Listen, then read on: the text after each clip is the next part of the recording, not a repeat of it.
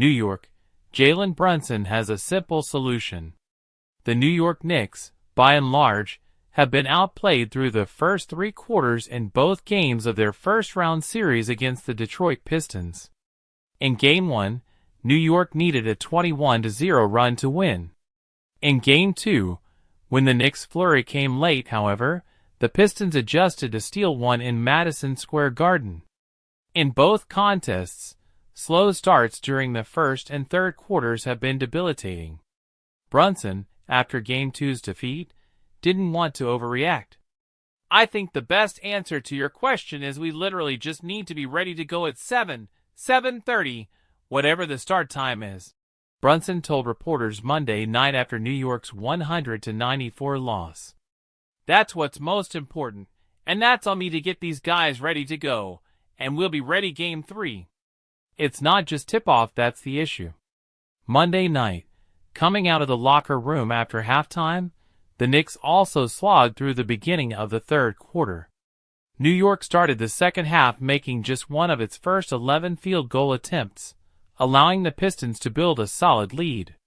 The Knicks would eventually settle, and they would go on a run in the fourth quarter to tie the score with a little more than a minute to play. But coach Tom Thibodeau expressed concern with one specific metric indicative of low effort and sluggish starts out of breaks. "The thing is, missed shots are part of the game," Thibodeau said. "But the rebounding, we control that. That's your effort, that's all those things.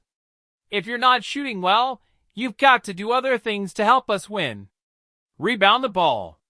We know we've got to rebound better." Monday night, the Pistons out-rebounded the Knicks by a margin of 48-34, including a 12-7 deficit on the offensive glass. As New York has failed to match Detroit's defensive intensity, the ball has stagnated, players are moving less, and the entire operation plods.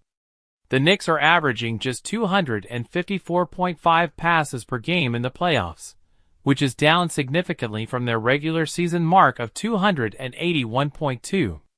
"It's very tough when there's one ball," said Brunson, who was named Clutch Player of the Year on Wednesday.